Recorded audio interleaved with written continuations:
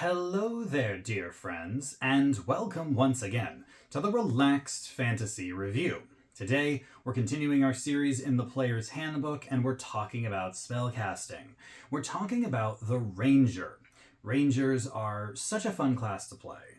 They have been a little bemoaned in recent years, and that's unfortunate, but talking about the positives here, they're half-caster marshals. They have a lot of power when it comes to combat, and their spells are nothing to scoff at. They've got a lot of unique ones that, between them and druids, really channel the power of nature. Right now, we are a 5th level ranger, and we're talking about their 2nd level spells. 2nd level spells are an interesting point, a turning point for many half-casters, because you get out of that 1st level spell kind of starting point. You just got extra attack, you've been rocking it in the martial field for a while now, and now your magic is really starting to come online. So what spells do you take? Well, I've prepared a top 5 list for you, 2 from the combat side, 2 from the utility side, and an honorable mention. Before we get into the details, though, I'd like to let you know, Relaxed Fantasy Review has memberships. For just $1 a month, you can support me here on YouTube and get a couple benefits. You get a little badge next to your name in the comments, letting folks know you're a supporter. You get early access to my videos a day before everyone else, and you get VIP access in my community Discord, where I've been sharing some of my homebrew ideas recently. If any of that sounds interesting to you, you can click the join button just down there next to the subscribe button. And if it doesn't interest you, that's fine as well. The Discord is free for anyone to join. There's links in the channel and video description. And honestly, just being here, watching the video, liking and subscribing to the channel, these are all wonderful ways to support me. So thank you for watching my content here on YouTube. All right, let's start off with the number 2 recommendation for combat. One of the most awesome battlefield control spells out there, Spike Growth. Spike Growth creates a massive area, a 20-foot cube, filled with deadly spikes. A creature that has to walk through the spikes treats it as difficult terrain, and if for every 5 feet you move through it, whether you choose to or are forced to, you take 2d4 points of damage, which on average is 5. So it's about a point of damage for every foot you move. Now, this is one of the best battlefield tactics for pushing and pulling. So if you do have the druidic warrior powers and you're whipping people with Thorn Whip and dragging them towards you, dragging them through spike growths can increase damage. If you are a heavy crossbow wielder and you're using the push weapon mastery, another thing you can do is push people into spike growth. You also can build teamwork tactics around this if anyone else has got like repelling blast, or fighters that have, push weapons or anything like that. You've got a lot of tactical stuff here, and for your concentration, you're going to get a lot of damage out of this if you build around it. Obviously, it does have its downside because it affects anyone who walks through it, so it can be a problem for your teammates. But assuming your teammates are on board with it and you can cast it behind enemies and push them into it, you've got yourself a fantastic combat trick. So I give it number 2 for combat. Number 2 for utility, on the other hand, I give to one that helps you avoid combat all entirely, Pass Without Trace.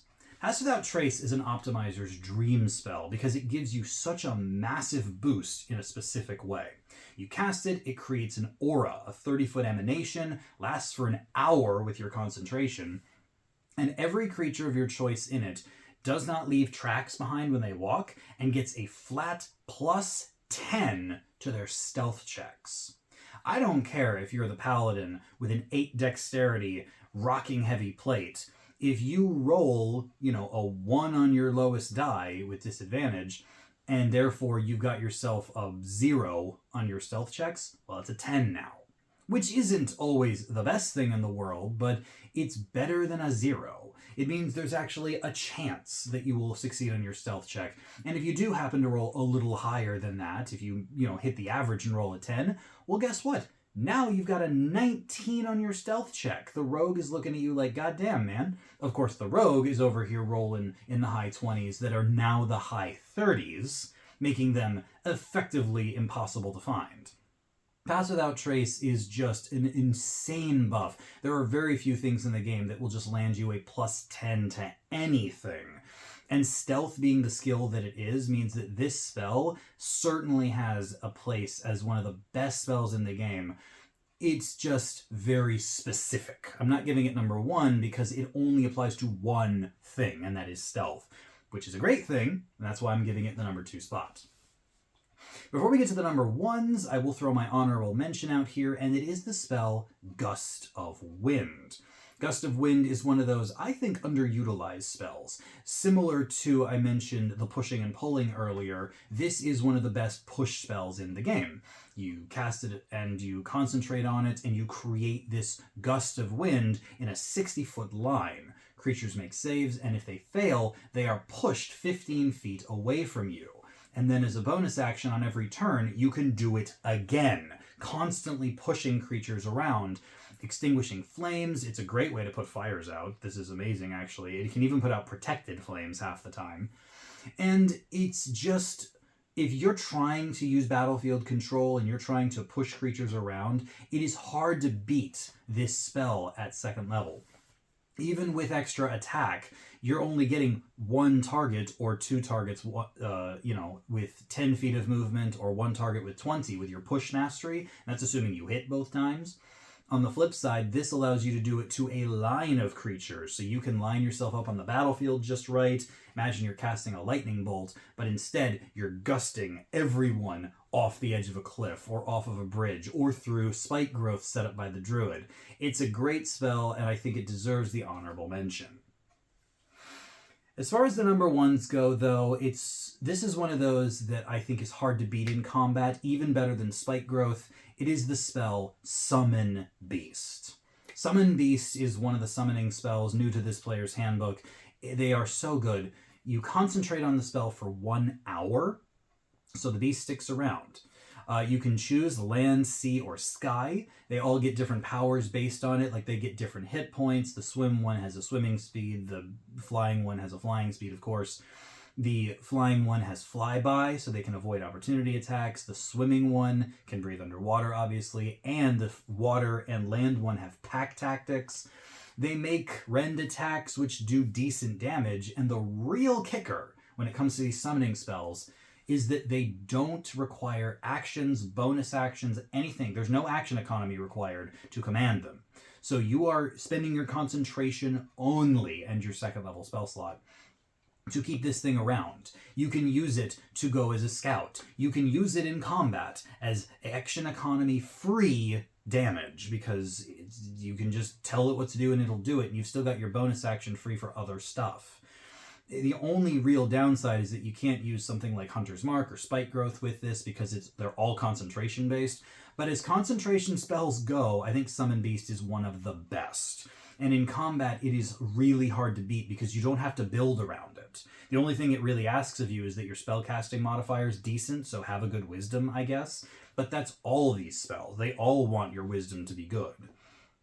And as far as your Summoning Beast goes, it is just so fun, especially if you're a beast master, to have a summoned beast and then your subclass beast, one with a bonus action, one with no action, and then you've got your action still free to do other stuff. It is absolutely fantastic, and it is so hard to get wrong. It is so easy to use. It's basically foolproof. So I give Summon Beast the number 1 for combat.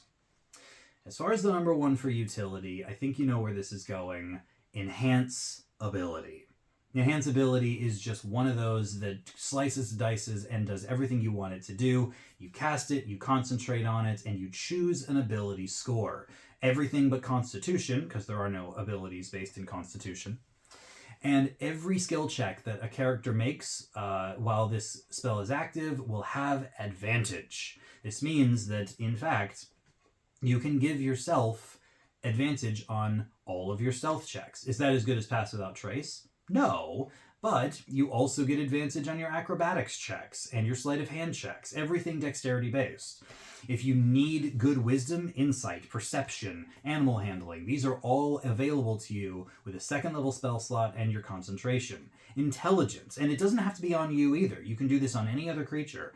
You throw this on the wizard, and suddenly their arcana, nature, religion, and history checks are going fantastic. You cast this on the bard, and suddenly their already expertise-driven persuasion checks now have automatic advantage. There's just so much here that it's impossible to overlook. It does so much, and it's hard to expand upon everything because there's 18 skills in the game, and enhance ability makes all of them good based on whatever situation you're in. So I give it number 1 for utility. It's like guidance on steroids, and it's incredible.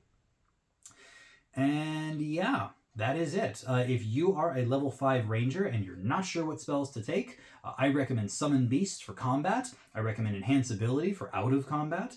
Pass Without Trace is one of the best stealth buffs in the game. Spike Growth is great if you can tactically build around it, as is Gust of Wind. Just lots of fun stuff here.